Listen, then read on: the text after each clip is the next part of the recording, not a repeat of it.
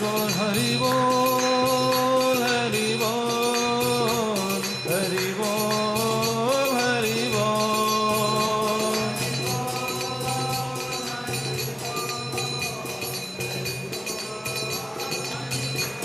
जय जय प्रभुपाद प्रभुपाद प्रभुपाद प्रभुपाद।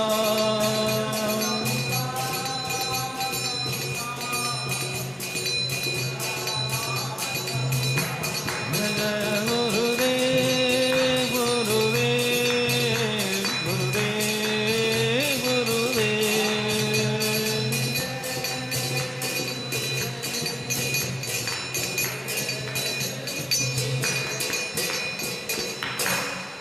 जय भुवन मंगल हरिनाम संकीर्तन की जय। संकीर्तन प्रवर्तक शिष्य चैतन्य महाप्रभु की जय। परम दयाल शिष्य नित्यानंद प्रभु की जय। विष्णुपाद परमहंस परिव्राजकाचार्य अष्टोत्तर सुत श्रीमद अभय चरण बिंद भक्ति वेदांत स्वामी श्रील प्रभुपाद जी महाराज की। जगतगुरु श्रील भक्ति सिद्धांत सरस्वती ठाकुर प्रभुपाद जी महाराज की जय। नामाचार्य हरिदास ठाकुर की जय। प्रेम से कहो श्री कृष्ण चैतन्य प्रभु नित्यानंद श्री अद्वैत गदाधर शिवासदि श्री गौर भक्त वृंद की जय। श्री श्री गौरनिताय श्री श्री कृष्ण बलराम श्री श्री जगन्नाथ बलदेव सुभद्रा महारानी की जय। श्री श्री गौर राधा गोपीनाथ जी की जय। भक्ति देवी तुलसी महारानी की जय। ग्रंथराज श्री चैतन्य चरितमृत की संवेद गौर भक्त वृंद की निताय गौर प्रेमानंदे हरि हरि। ओम ज्ञानतिमिरान्धस्य ज्ञानाञ्जनशलाकया चक्षुरुन्मिलितं येन तस्मै श्रीगुरवे नमः। श्रीचैतन्यमनोभीष्टं स्थापितं येन भूतले स्वयं रूप कदा मह्यं ददाति स्वपदान्तिकं। वन्देऽहं श्रीगुरो श्रीयुतपदकमलं श्रीगुरोन् वैष्णवांश्च श्रीरूपं शक्रजातं सहगण रघुनाथान्वितं तं सजीवं साद्वैतं सावधूतं परिजनसहितं कृष्णचैतन्यदेवं श्रीराधा कृष्णपादान् सहगण ललिता श्रीविशाखान्वितांश्च। नमो विष्णुपदाय कृष्णप्रेष्ठाय भूतले श्रीमते भक्तिवेदांत स्वामिन्निति नामिने। नमस्ते सरस्वती देवे गौरवाणी प्रचारिणे निर्विशेषशून्यवादी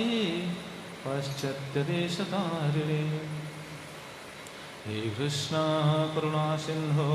दीनबन्धो जगत्पते गोपेश गोपिकान्त राधाकान्त नमस्तुते। तप्त कंचन गौरंगे राधे वृंदावनेश्वरी वृषभानुसुते देवी प्रणमामि हरिप्रिये। वंशाकल्पतरुभ्यश्च कृपा सिन्धुभ्यैव च पतितानां पावनेभ्यो वैष्णवेभ्यो नमो नमः। नमो महावदन्याय कृष्णप्रेमप्रदायते कृष्णाय कृष्णचैतन्य नाम्ने गौरतिसे नमः। जय श्री कृष्ण चैतन्य प्रभु नित्यानंद श्री अद्वैत गदाधर शिवासादि गौरभक्तवृंद। हरे कृष्ण कृष्ण कृष्ण हरे हरे हरे राम राम राम हरे हरे। ओम नमो भगवते वासुदेवाय। ओम नमो भगवते वासुदेवाय। ओम नमो भगवते वासुदेवाय।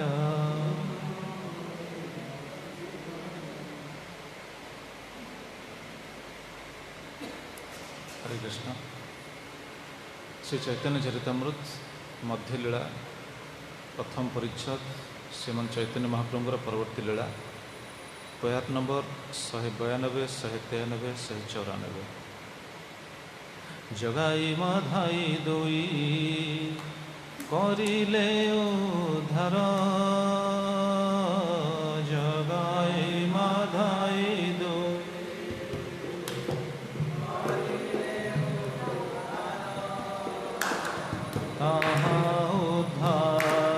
सम नहिल तोमार ताहा उद्धार नहिल तोमार ब्राह्मण जाति तारा नवद्वीपे घर ब्राह्मण जाति तारा नवद्वीपे घर नीच सेवा नहीं करे नहे निचेर कुर्पर नीच सेवा नहीं करे नहे निचेर कुर्पर सबे दोष तार हए पापाचार सबे दोष तार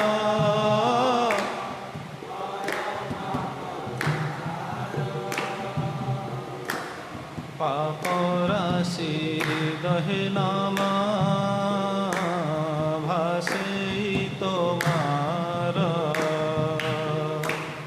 पाप राशि दहे नामा भासे तोमार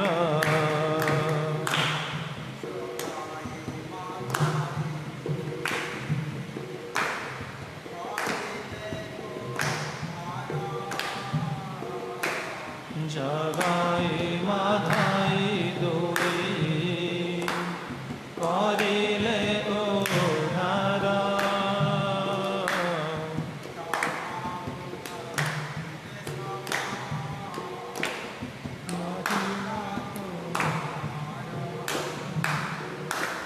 ताहा उद्धारिते सम नहिल तोमार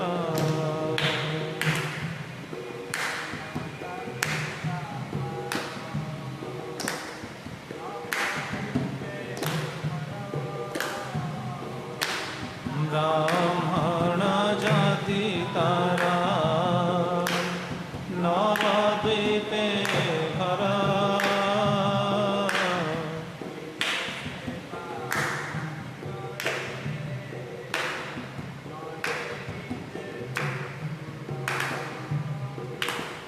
नीच सेवा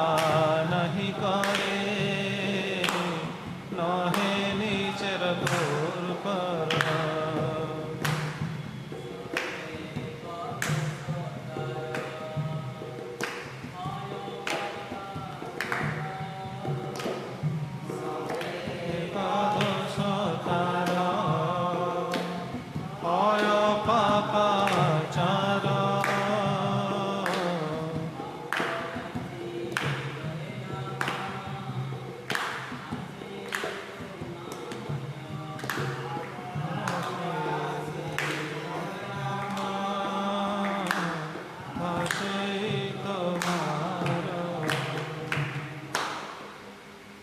अनुवाद जगाई माधाई दुई भाई को आपण उद्धार करिसेंती किंतु सेमानकु उद्धार करने को आपण को विशेष परिश्रम करने को पड़ नाथिला। जगाई माधाई दुहें ब्राह्मण कूल जन्मी थे एवं सेमानकर बासस्थान थिला पवित्र नवद्वीपरे। सेमाने कौनसी काल में नीच श्रेणी लोकंर सेवा करनथिले किंबा कौनसी घृण्य कार्य करिवारे अस्त्र होई नथिले। जगाई माध्यमकर गोटे मात्र दोष थिला सेमाने पाप कार्य करिवारे आसक्त होई पड़िथिले। मात्र केवल आपणकर नाम पवित्र नामभास द्वारा राशि राशि पाप पाउंस हो जाए। शिल प्रभुपादर भावार्थ श्री श्रीमद गौरविंद गोस्वामी महाराज ओडिया अनुवाद। श्री चैतन्य महाप्रभु द्वारा उद्धार पाई जगाई माध्यम ठारू श्री रूप गोस्वामी एवं सनातन गोस्वामी निजको नीच बोली जणाइथिले। रूप गोस्वामी एवं सनातन गोस्वामी निजको जगाई माध्यम सह तुलना करबा बेले सेमानक ठारू नीच बोली भाबुथिले, कारण मद्यपान करथिबा से दुई भाई को उद्धार करिबारे महाप्रभु को किछि असुविधा होई नथिला। एपरि घटिबार कारण सेमाने पाप कार्य लिप्त थिले हें अन्य दिगरु सेमानकर जीवन अत्यंत उत्तम थिला। सेमाने नवद्वीपर ब्राह्मण थिले एवं सेपरि ब्राह्मणकर स्वभाव थिला अत्यंत धर्मपरायण हेबा। मंद संसर्ग पड़ी से पाप कार्य करिबारे आसक्त थिले हैं भगवानकर पवित्र नाम कीर्तन फल से सबू केवल से सब अदरकारी कथा लोप पाई जाइथिला। जगाई माधेय सपक्ष में आउ गोटे कथा थिला जे ब्राह्मण वंश में जन्म होइथिबार सेमाने अन्य कहा अधीन रे चाकरी करि नथिले। जड़े ब्राह्मण को कहा अधीन रे चाकरी करने को शास्त्र कड़ाकड़ी भाव मना करिछि। यार मर्म हेउछि जन को प्रभु बोली स्वीकार करने द्वारा मनुष्य कुकुरर वृत्ति ग्रहण करे। अन्य कथार कहले गोटे कुकुर जन को प्रभु न कले बंचीबारे नाही एवं निज प्रभु को संतुष्ट करने को कुकुर बहु लोकों को अप्रीति भाजन करे। प्रभु को केवल संतुष्ट करने से निरीह निर्दोष लोकों को देखि भोकती। सेहीपरि भाव में जड़े अन्यर भृत्य हेले जड़े अन्यर भृत्य हेले प्रभुर आदेश अनुसार ताकू घृण्य कार्य करने को होता है।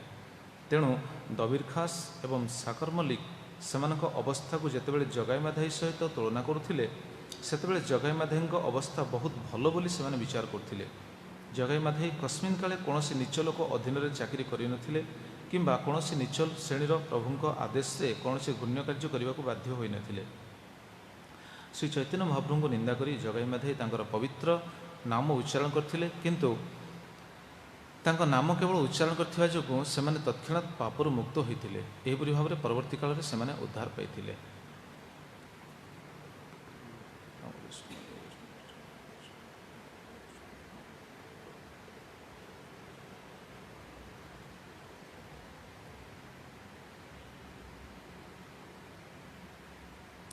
हरे कृष्ण।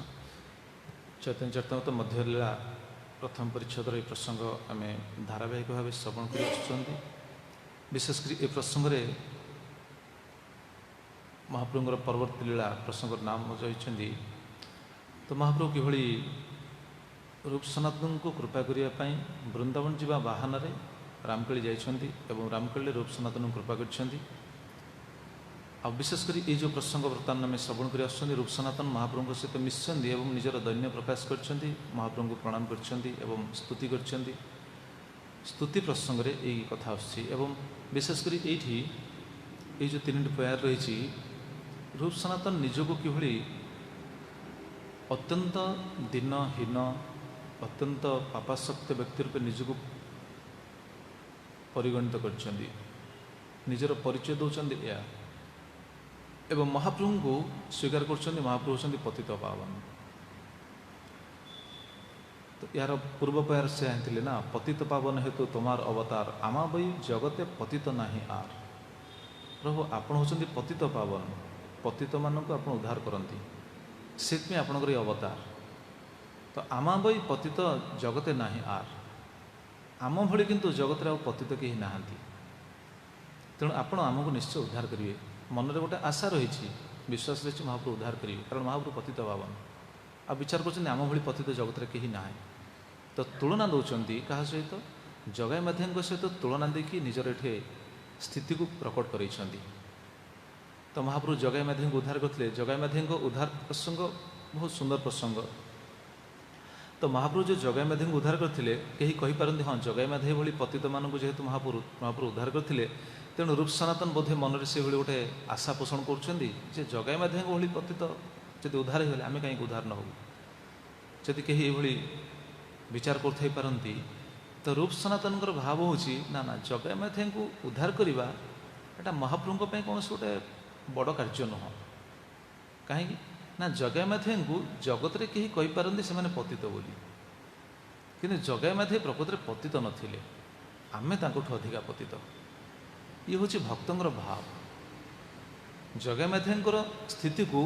देखो रूप सनातन आम समस्ते शास्त्र सिद्धांत दृष्टि देखुचे चैतन्य चरितामृत को पढ़ले आम समस्ते कहीदे जगाई माधई भली पापी को महाप्रभु उद्धार करते ठीक किंतु भक्त दृष्टि भक्त अंतकरण किभली भक्त दृष्टि सब सी विचार करे कौन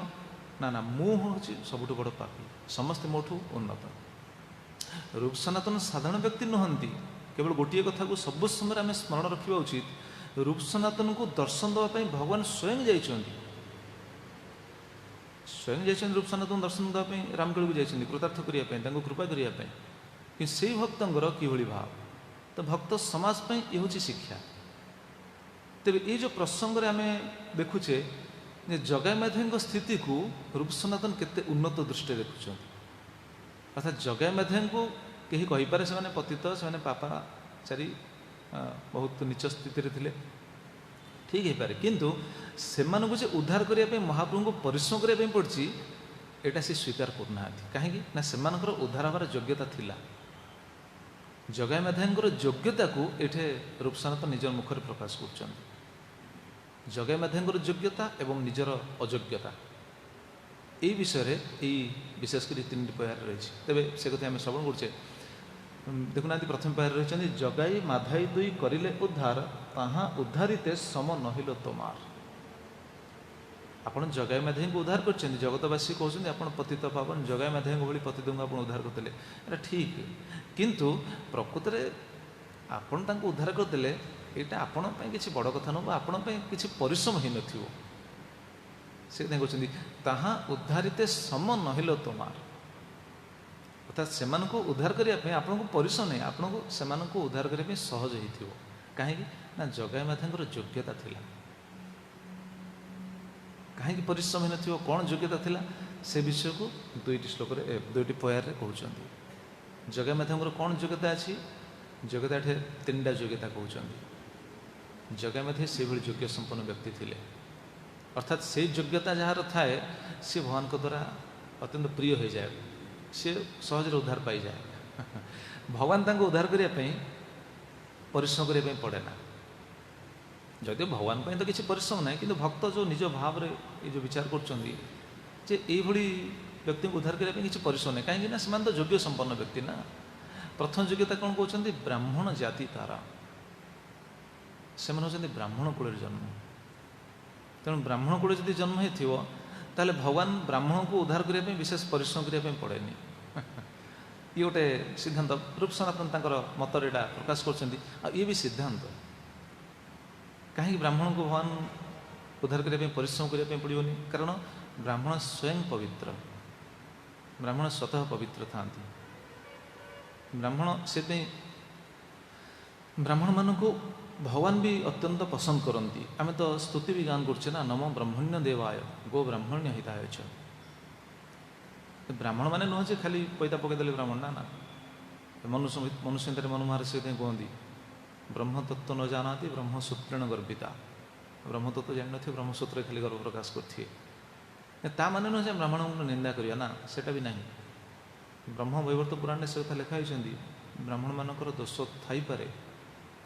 କିନ୍ତୁ ଆମେ ତାଙ୍କରି ଦୋଷ ଦେଖିବା ଉଚିତ ନୁହଁ। ସେମାନେ ଦୋଷୀ ହେଇଥାଇପାରନ୍ତି, ତାଙ୍କର ଦୋଷ ଥାଇପାରେ। ଭାଗବତରେ କୁହାଯାଇଛି ବ୍ରାହ୍ମଣ ଯଦି ଦୋଷ କରିବେ ତାଙ୍କର କୌଣସି କ୍ଷତି କରିବା ଉଚିତ ନୁହଁ, ଭଗବାନ ତାଙ୍କ କଥା ବୁଝିବେ।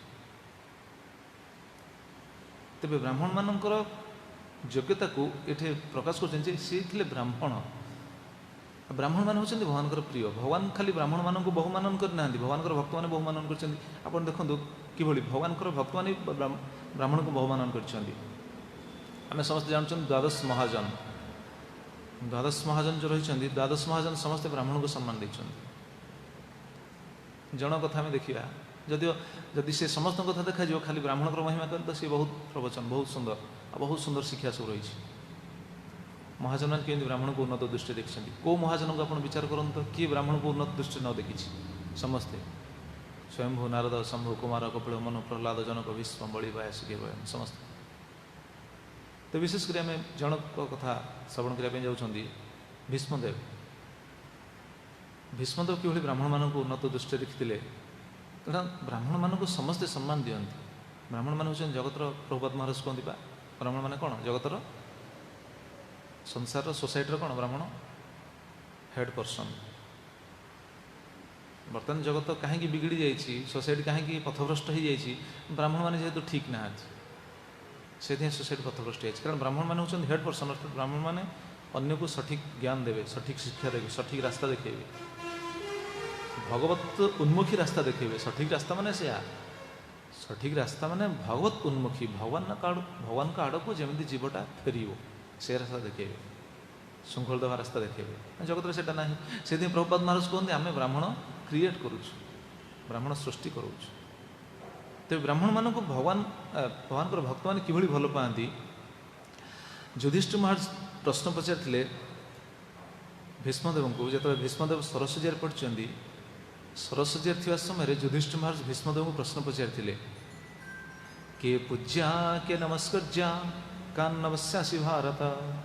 ए तत्मे सर्वमाचख्य चेभ्य स्पृहयते नृप। ब्राह्मण को सॉरी युधिष्ठिर पचारे के पूज्या के नमस्कृत्या, हे पितामह किए पूज्य किए नमस्कृत्य किए नमस्कार प्रणाम पाइबा योग्य किए पूज्य एवं का नमस्यसि भारत, हे भरतवंशी हे पितामह भीष्म आपण क्या प्रणाम करती आपण क्या पूजा करती एतत्मे सर्वम आचख्य चेभ्य स्पृहयते नम चेभ्य स्पृहयते नृप, हे नृप हे पितामह आपण क्या स्पृहा करती माने आपण क्या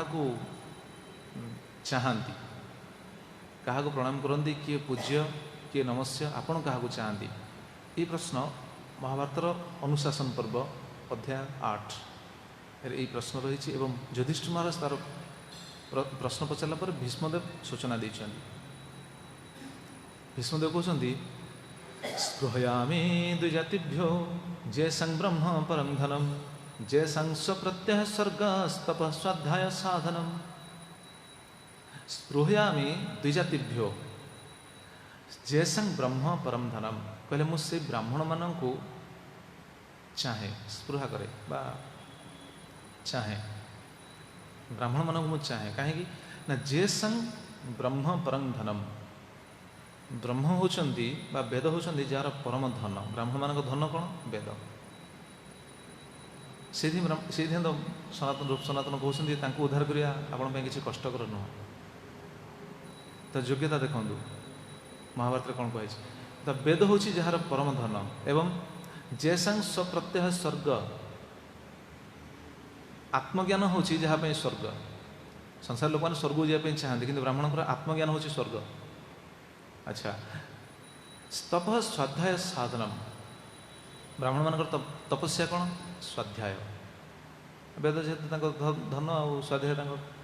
तपस्या तेणु ब्राह्मण मान तपस्या हूँ स्वाध्याय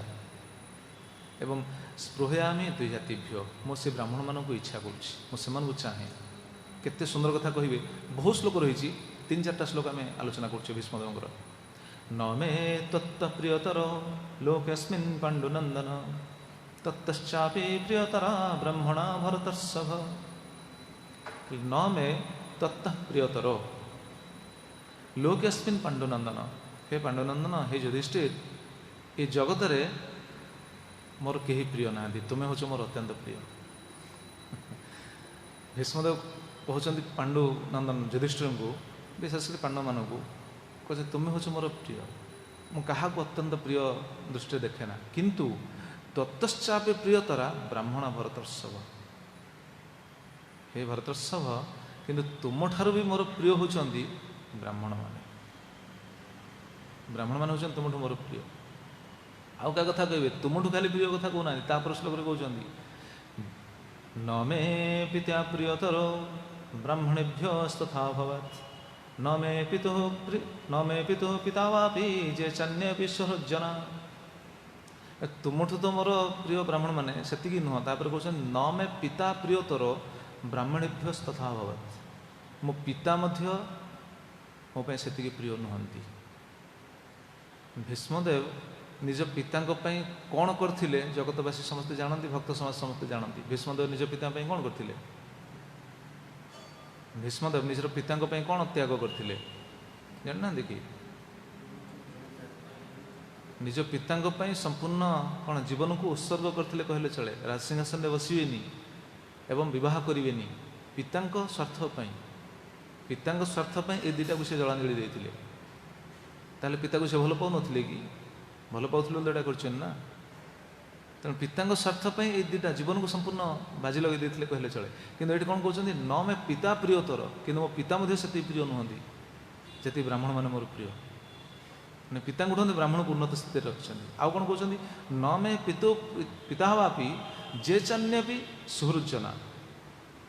पिता कथा कहले पितामह कथा कहते एवं सुहृज्जना आत्मीय स्वजन कथा कहना बंधु बांधव आत्मीय स्वजन कथा कहना सुहृज्जना सुहृज्जना माने जो मैंने मोर मंगल चाहती जो मैंने मोर मंगल चाहते से मंगलाकांक्षी व्यक्ति मान मोर एत प्रिय नुहति जी प्रिय होती मोर ब्राह्मण मैंने। अर्थात कहवा तात्पर्य ब्राह्मण मानकर योग्यता को भीष्मदेव देखिपे से ब्राह्मण मान मोर प्रिय बोली कहते एवं कहते ब्राह्मण मान प्रति मुझे कौन अपराध करनी केवे मुझे कौन ब्राह्मण कष्ट देनी आठी सरस्वती पढ़ी देखिपुर मत से कौन कष्ट होनी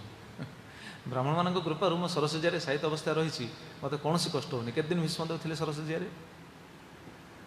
भीष्मदेव केते दिन सरस्वती थे गौरांग आम कहीचे बारंबार भीष्मदेव सरस्वती थे 56 दिन 56 डेज 56 दिन सरस्वती शोकी थे कहते मुझे सरस्वती पढ़ी कि ब्राह्मण मान कृपार मत कौन कष्ट होनी कौन कष्ट अनुभव कर से तो भगवान कृपा भगवान अर्षद किंतु किभली बहु मान कर ब्राह्मण मान महिमा को आ कौन कहते ब्रह्मण्य माहोस्तया वाचस्मितोषित एतदेव पवित्रेभ्य सर्वेभ्य परमं स्मृतम्। लोक मैंने मत से कहते ब्रह्मण्य अर्थात लोक मैंने मत ब्राह्मण भक्त बोली कहती मु ब्राह्मण भक्त तया वाचस्मी तोषित जो मत ये कहती जे ये हूँ ब्राह्मण भक्त मत बहुत संतोष दिए बहुत आनंदित हुए एवं एतदेव पवित्रेभ्य सर्वेभ्य परमं स्मृतम्। ब्राह्मण को सेवा ही समस्त पवित्र कर्म ठारू पवित्र कर्म सब पवित्र भितर पवित्र हूँ ब्राह्मण सेवा कहते किए द्वादश महाजन भितर जड़े ताले रूप सनातन एटा कह कौन अच्छी रूप सनातन से कहते आउ कौन कहते भीष्मदेव पश्यामि लोकान्न बलान् शुचिन् ब्रह्मण गायन तेषु मे तात गन्तव्यं हनाय च चिराय च। ब्राह्मण सेवा कले क्यों गति मिले से कथा भी कहते भीष्मदेव पश्यामि लोकान् अबलान् शुचिन् ब्राह्मण जायन ब्राह्मणकर सेवारे संलग्न पुरुष को जो गति मिले जो पवित्र एवं निर्मल लोक प्राप्त होता है मुझे सरस्वती रहीकि से लोक को देखिपी से लोक को जीवी सरस्वती समस्त साधु सन्थ मान सहित जाइछन्ति राजा बहुलाश्वंग घर को बहुलाश्वंग घर को जाइछन्ति किंतु बहुलाश्व जोठी अच्छी से अंचल आउ जन ब्राह्मण थिले तांका नाम हूँ श्रुतदेव तेणु श्रुतदेव भी चाहते भगवान घर को आसतु बहुलाश्व भी चाहते घर को आसतु तेणु भगवान कौन कर निजको प्रकट कर दुई रूप सबू साधु सन्थ से नाम सब रही क्यों क्यों साधु मैंने जाते सब बड़ बड़ साधु मैंने सब मुनि ऋषि तपस्वी समस्ते ब्राह्मण मैंने तो भगवान ये निजको एवं समस्त को विस्तार कर दुई भागरे अच्छा भगवान पर असंभव कि असंभव नुह जी ब्रह्म विमोहन लीलार निजको एत विस्तार करते ये दुई भाग विभक्त करवा विस्तार करवा कौन असंभव भगवान किसी असंभव नहीं तो ये दुई भाग विभक्त कर गोटे विभाग जाइछन्ति राजा बहुलाश्वंग घर को गोटे विभाग जाइछन्ति श्रुतदेव घर को उभय सेवा कर बहुलाश्व भी सेवा कर बहुलाश्व राजकीय ढंग सेवा कर श्रुतदेव गृहस्थ हिसाब से सेवा कर भगवान कहते भगवान हसी हसी श्रुतदेव बहुत आनंदित होते ब्राह्मण मान सेवा करी जो ब्राह्मण मैंने मुनि ऋषि साधु सन्त समस्त आसछन्ति भगवान सहित तो श्रुतदेव एत सुंदर भाव में सेवा करते कहुए से पूरा गामुछा उड़ेकी नाची मो घर को आज ब्राह्मण मैंने आसते आनंद होते सुंदर भाव में सेवा कर पद प्रक्षालन कर चरण को लेकिन सिंचन कर विभिन्न प्रकार सुगंधित वस्तु द्वारा सेवा कर सेवा रे भगवान हसी हसी कहते हे श्रुतदेव प्रकृत में तुमको कृपा करने ये जो बड़ बड़ मुनि ऋषि साधु सन्त समस्ते आसछन्ति ये तुमको कृपा करने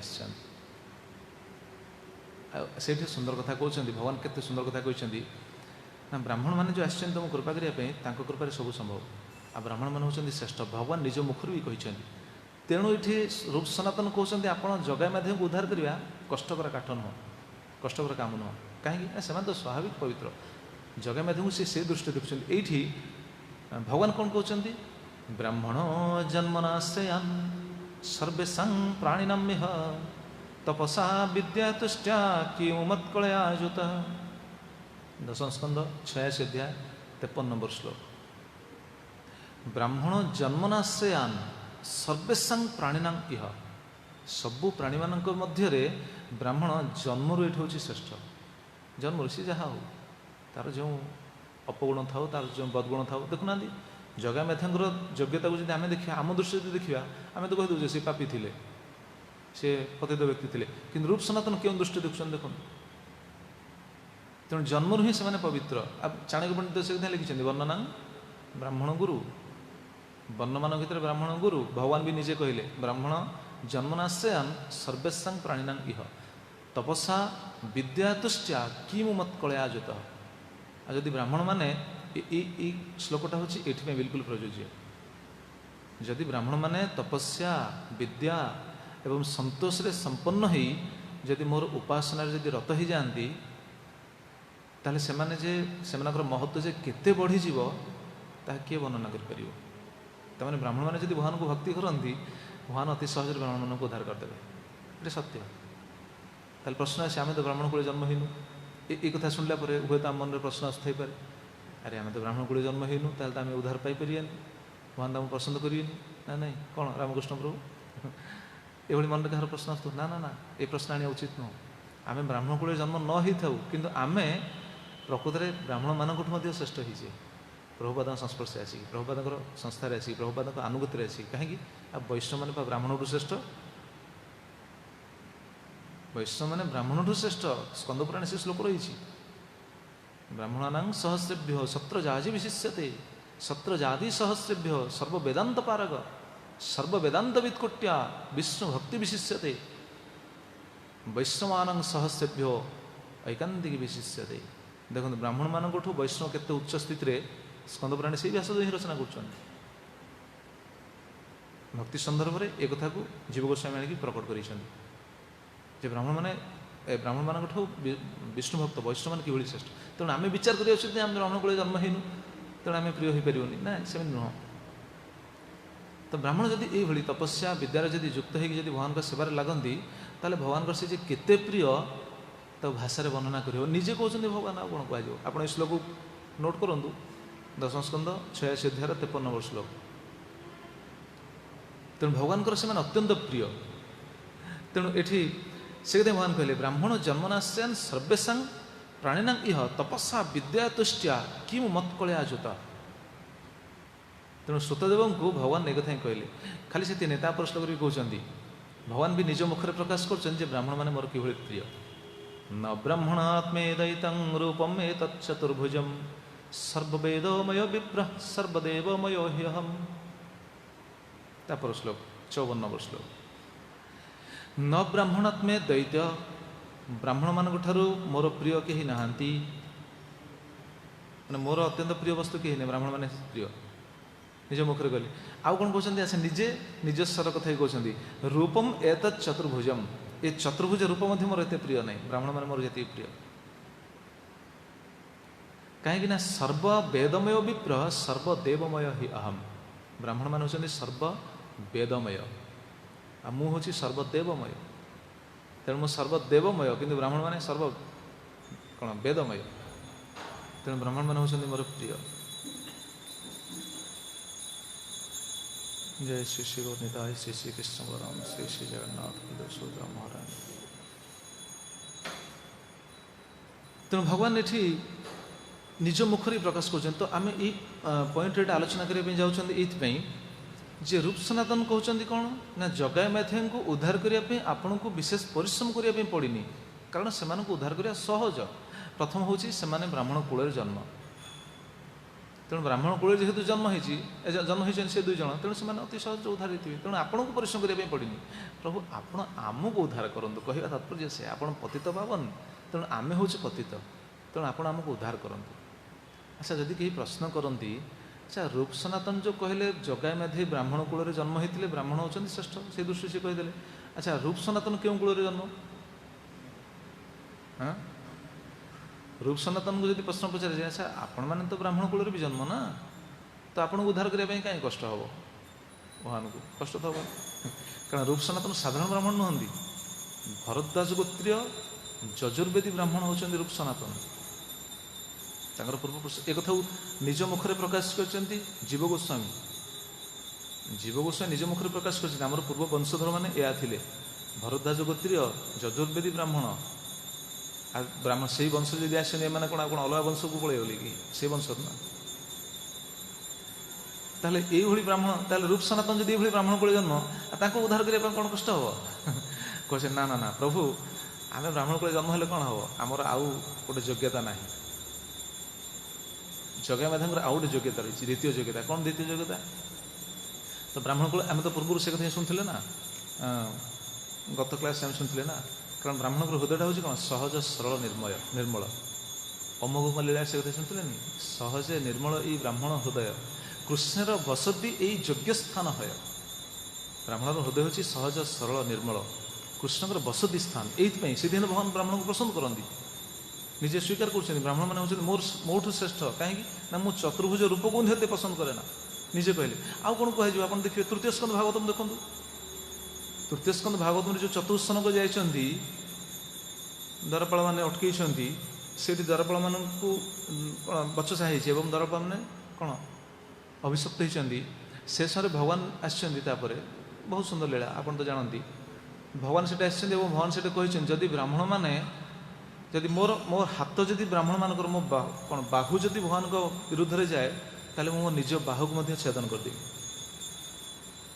निज बाहु को छेदन करदेवी अरे भगवान का हाथ कौन भगवान को ब्राह्मण मान विरुद्ध जीव कि ताने ब्राह्मण मानकर महिमा को प्रकट करने भगवान एक कहते तृतीय स्कंद भागवतम दशम स्कंद एक ही कहे पुणी महाप्रभु निजे अमोघ कहते सहज निर्मल ये ब्राह्मण हृदय कृष्णर बसति योग्य यही स्थान है तेणु महाप्रभु ये जो जगह माध्यम को उद्धार कर सनातन एवं रूप गोस्वामी ये दुजन विचार कर उद्धार करें सहज कहीं ब्राह्मण तुम्हें तो ब्राह्मण को जन्म हो आम ब्राह्मण को जन्म हेल्ले कौन हम जगह माध्यम आउ गए योग्यता से घर क्योंठी ना ब्राह्मण जाति तारा नवद्वीप घर घर हूँ नवद्वीप नवद्वीप जो मैंने जन्म ग्रहण कर भी साधारण नुहति नवद्वीप धाम महिमा बहु शास्त्र वर्णना अच्छी नवद्वीप द्वितीय योग्यता हूँ नवद्वीपर जन्म नवद्वीप जन्म कथा नवद्वीप दिने जदि रोचे फल कौन जानते नवद्वीप धाम जब जन दिने रोचे गोटे दिन रही सुजोग पाँच फल कौन देखो बरं दिनं नवद्वीपे प्रयागे कल्पजापनात् वाराणसी निवासाद्धा सर्वतीर्थ निसेवनात् नवद्वीप धाम गोटे दिन रहिले फल कौन देखते एमाने जन्म हो नवद्वीप रूप सनातन कहते बरं दिनं नवद्वीपे गोटे दिन नवद्वीप धाम रहिबा प्रयागे कल्पजापनात् वाराणसी निवासाद्धा सर्वतीर्थ निसेवनात् गोटे कल्प प्रयाग रे गोटे कल्प वास करियार फल गोटे कल्प आम बंचानी किए बंची गोटे कल्प मान के 864 कोटी वर्ष 864 कोटी वर्ष प्रयाग रे बास करिया फल जहा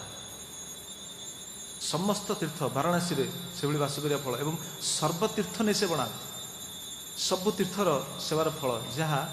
नवद्वीप रे गोटे दिन बास करिया फल से एमाने नवद्वीप रे जन्म होइछन रूप सनातन कहउछन द्वितीय योग्यता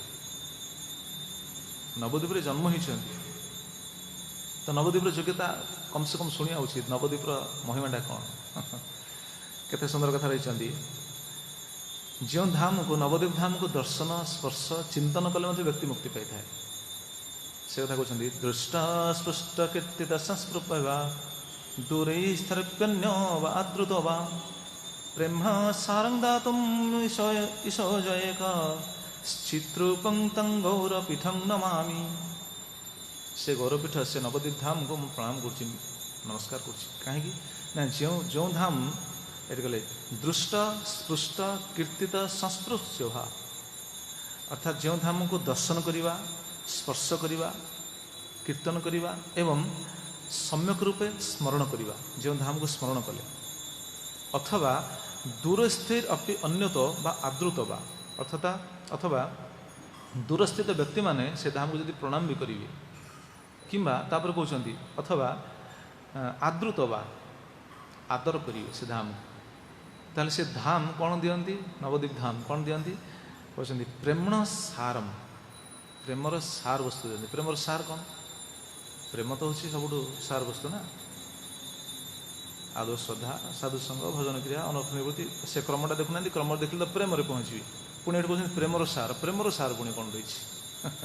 प्रेमर सार हूँ विप्रलम्भ भाव जो विप्रलम्भ रस यहाँ हूँ प्रेमर सार जो रस महाप्रभु रोकले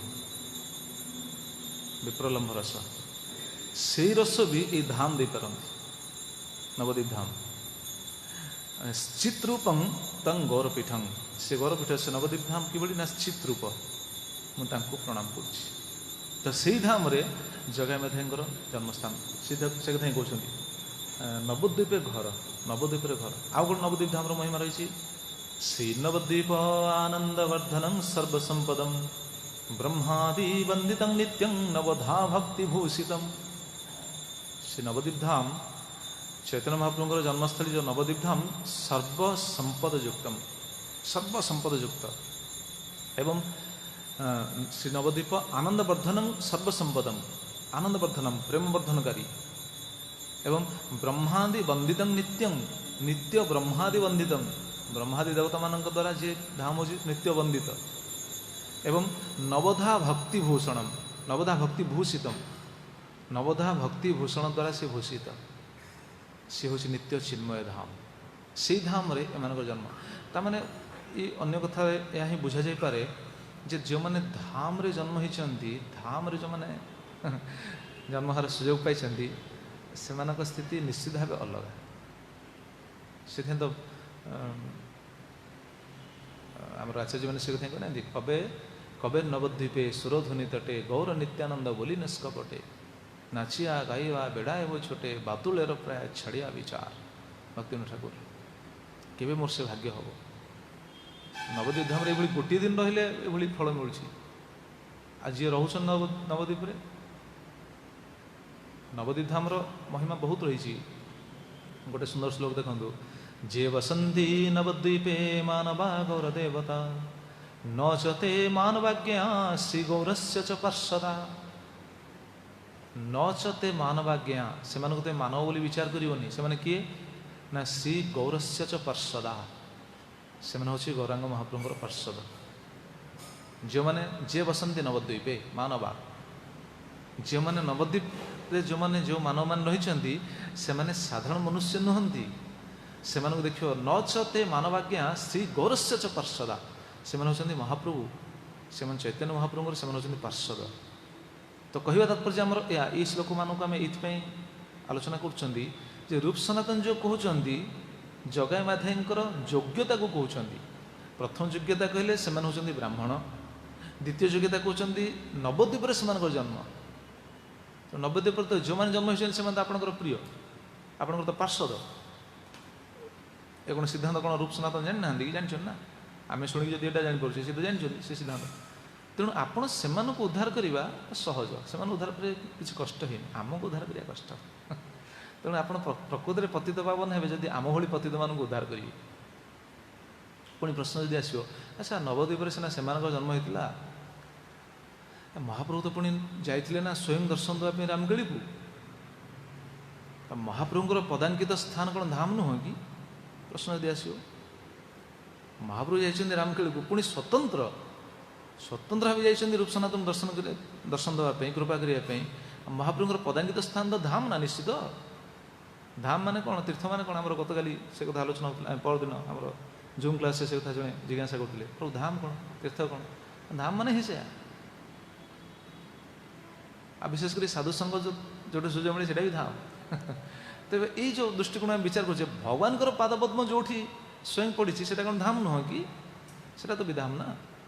तेल रामकेली तो धाम निश्चित आज भी जाऊँ वैष्णव मैंने से धाम दर्शन करने यदि पचरा जाए आपण मैंने तो पुणी धामर बासी ना तो से कहते ना ना आम धामवासी आमर आउ गोटे दोष रही किंतु जगह मेधांकर से दोषटा ना तृतीय योग्यता कहते कौन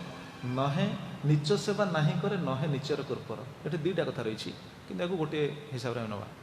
दुईटा कथा कहले बहुत सुंदर तार व्याख्या रही समय ना नीच सेवा नहीं करे से नीच सेवा करना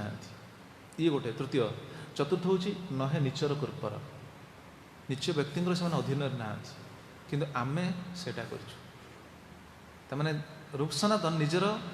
हाँ अयोग्यता को प्रकाश कर जगा माध्यम योग्यता को प्रकाश कर जगा माध्यम केते उन्नत स्थित देखुं से नीच सेवा करना कि आम नीच सेवा कर नीच सेवा नीचर कृपर माने दास भृत्य कृपर शब्द तो मुझे देखिली अलग जिन भी रही डिक्शनारी देखुली कृपर शब्द यही शब्द भी आसी जानू कहूणी एगुड़ा भी कृपर कहुए माने जानू कहूणी द्वारा जमी शरीर सब व्यवहार कराए शरीर सब कौन कार्य साधन कराए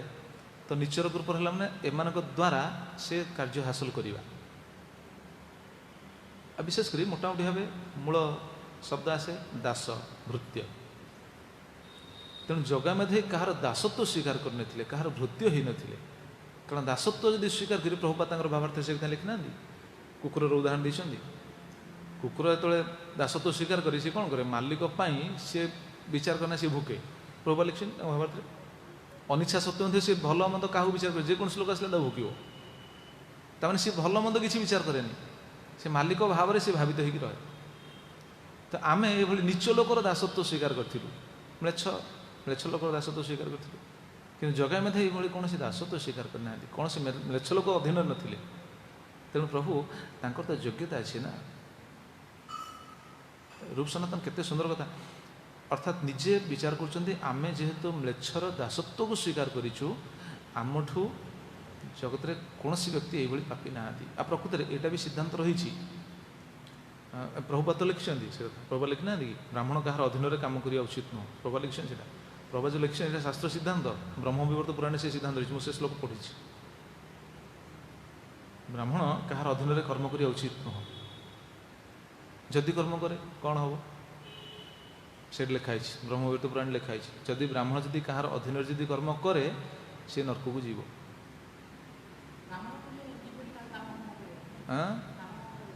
जीव किंतु नीच कूलर नीच सेवा करनी तो प्रश्न आसो ठीक अच्छे जिज्ञासा सुंदर जिज्ञासा ताल आजिका स्थित केमी हम आजिका स्थित तो चाकरी तो करना जड़े ड्यूटी तो करना निश्चित कहार अधीन तो कम करना तो कौन कर से प्रभुपाद लिखिले किसी आम कलियुगे किसी करें से कृष्ण चेतना ग्रहण कर बास कारण कृष्ण चेतना ग्रहण कले सब शुद्ध हम आउ किसी बाट ना जीविका निर्वाह तो किसी ना करें पड़ो ना किंतु प्रभुपाद लिखिं प्रभुपाद पचार प्रभुपाद ही सिद्धांत देव कृष्ण चेतना ग्रहण कर से ब्राह्मण कहार अधीन में कर्म करने उचित नुह अधीन कथा कौन कह कथा भी कहुई ब्रह्मविवर्त पुराण से स्पष्ट श्लोक मुझे सब पढ़ी तो कोट कर रखी नीच कूल जन्म होता व्यक्ति को उच्च आसन देकी ब्राह्मण तले बसनी ब्राह्मण जदि नीच व्यक्ति को अलग वर्णर व्यक्ति मान उच्च आसन जब तले ब्राह्मण जब बसी नरक जीव एक लिखाई आजिकल यहाँ संभव ना शास्त्र लिखाई ठीक